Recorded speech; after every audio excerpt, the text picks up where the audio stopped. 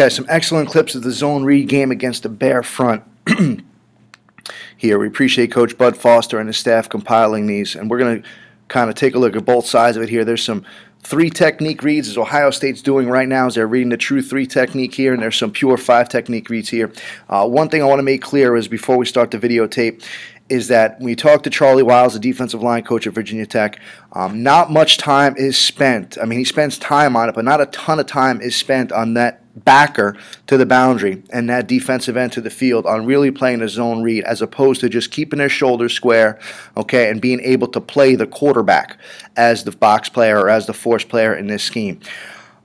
The main point, and this is what makes Coach Foster such a tremendous coach, is that he placed a lot of emphasis on the level of the back. So if that defensive end to the side of the back is getting a level 3 read, meaning that back is deep, so he's anticipating some type of mid-zone read or tight zone read, he will tighten his alignment up and be in a position, okay, to squeeze the down block, the tackle, and be able to play the quarterback if he bounces. And we talked about the three technique pad back fundamental in an earlier clip, but that's important as well.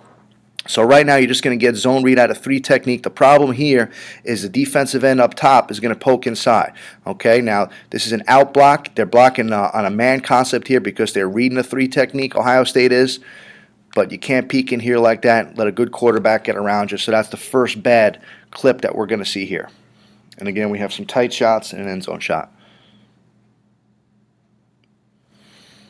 So if you look at number 4, he's the field side defensive end. Okay, the three technique is going to handle it back. You got this outnumbered. Okay, if the quarterback takes it outside, you have the defensive end. He takes it up inside. You got the rover, but defensive end loses responsibility.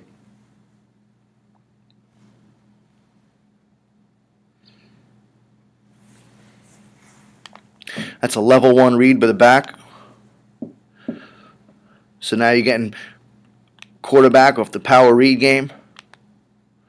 Okay, now you got a pull. You got a backside pull here. So this defensive end is a box player. He's the backer into the boundary. He's taking on, hammering that back inside. He's taking on his inside shoulder. Okay, being physical here. He peeks inside here. That's a problem. Okay, ball gets outside. Not more frustrating than that as we sat in the room with Coach Foster going over these clips. Very frustrating to see players know their responsibilities but not execute it. That's a crucial error on the Virginia Tech board when they go over film. Okay, so here you see not a good hat placement, not good hand placement. Ball gets outside.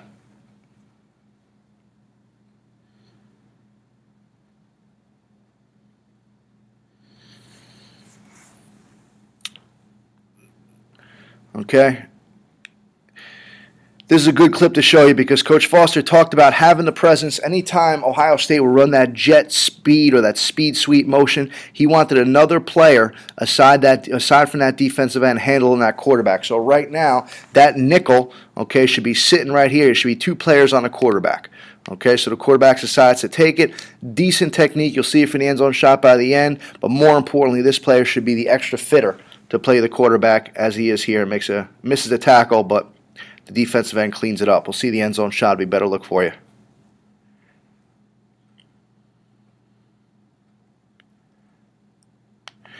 Okay, see that defensive end's able to close ground.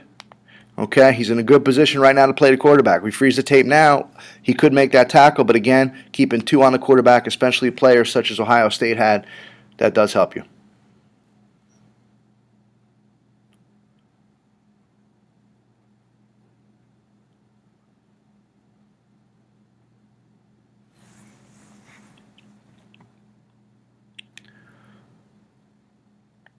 This actually should be another clip. This is a high gear technique. We'll get into that later. Okay, this is just against speed sweep teams like power read. Okay, Coach Foster just talks about that defensive end now blowing up the mesh, forcing everything outside. And he does so there. That's probably in another clip when we talk about the high gear technique of the defensive end against the power read game. We'll move forward. Okay, this is Boston College. Okay, now they're playing with 12 personnel, so that's going to be that defensive end, the loose 9 technique. That's going to be the backer. Okay, in the loose 9 technique, you have the free safety, or you have the rover, okay, and you have the free safety fitting inside.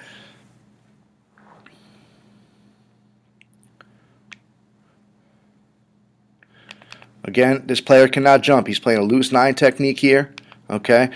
He's getting an on block. Can't peek inside there. You got a player for the C gap. The free safety's fitting inside the C gap. You have 2 players in the C gap here. Boston College had a dynamic quarterback last year. That's going to be a problem. You know, part of the reason why he played that loose technique is to play the quarterback on the bounce out of any zone read game. And this play, I mean, you can see he's not even in the picture. He needs to be wide enough here, which he is. He's getting an out block. Decides to come inside. 2 guys in the same gap.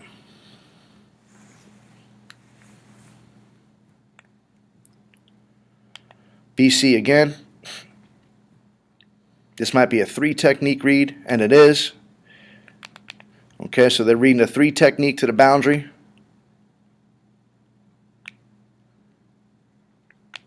I mean, this is a tremendous job by the 3 technique. He's actually able to play the dive and the quarterback.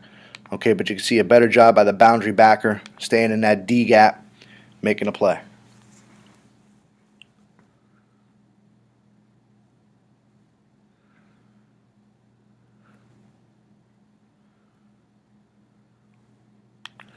So you got everybody fitting inside. Good job by that player. Okay. 3 technique, see that running back does not have the ball. He bounces it outside. He's got help here with that boundary backer. Good team defense here. Duke. We were showing the 3 technique before. Some pretty interesting clips about Duke because that 3 technique was doing such a good job. He was widening his alignment. You see he's almost like in a 4-eye here. And he was padding back into that tackle. And what that does is it gives the defensive end room to be able to play both, essentially. The give of the A-back and the pull of the quarterback. And we'll see here in a second. So right now he's trying to hold thick into that B gap. Here's the defensive end. He's going to close. He's going to see the mesh. Okay, he's able to see the mesh. He's able to collapse and play the dive. Just got to make the tackle, but you see the players there to make the play. Duke again. Virginia Tech's jolting to bear. Pre-snap. Excellent job right here. Here's the defensive end. There's a 3 technique. Okay, he's going to pad back into that tackle. What that allows is it constricts the gap here. There's not a lot of room for him to just shuffle that defensive end and play both. Okay, he sees the give and he's there for the wind back, as is the rover. Got 2 players on the wind back, which is what you want against these zone read teams. Duke again.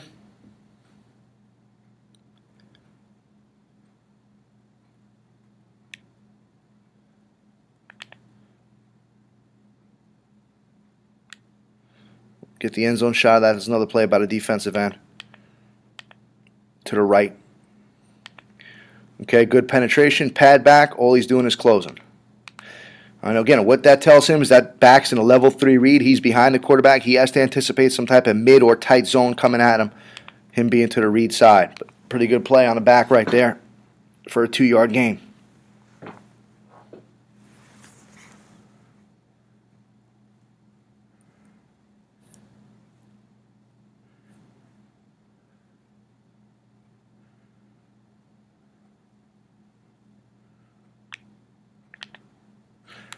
It's another play by the defensive end. That's a level 3 read. Back is deep behind the quarterback. Now he can tighten his alignment up. He could almost be shoe-to-shoe, anticipating being the read side of the zone read game. Good pad back. Nice square shoulder pad back technique, forcing that tackle to be able to stay in that B gap, forcing that tackle to get a big body surface on him. You see that defensive end is now able to squeeze a little bit. Okay, he's able to see the mesh. He's able to collapse on the mesh and make the play. That's just a tremendous picture of what defending the zone read should look like in the Bear package.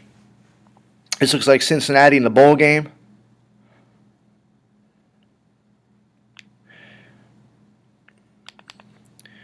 There's defensive end. He knows the backs. I mean, you can see the quarterback's toes are in that yard line. Looks like the back's toes are a yard behind. He's got to anticipate the zone action.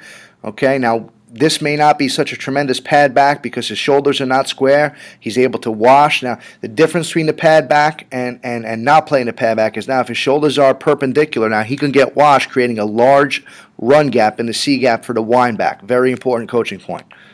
So now that happens, but again, this player is a pretty good athlete. He's able to close quick enough and make the play for a 2-yard gain, whatever it may be.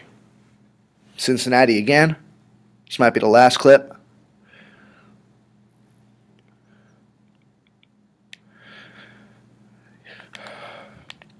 Okay, now not doing what he needs to do. He's got to sniffer it to his side. He's got to be in a good position to plant that foot, redirect. See, the shoulders are not squared here. Quarterback takes it around him. We'll see the end zone shot. And you see he knows that's his responsibility. He's got to keep his shoulders square. Quarterback pulls it. He's got to be in a good position to plant. Okay, and get to that upfield shoulder to quarterback and make the play. He does not do that here, and it's a big game for Cincinnati. Talking zone read in the Bear package. Coaches, thanks for listening.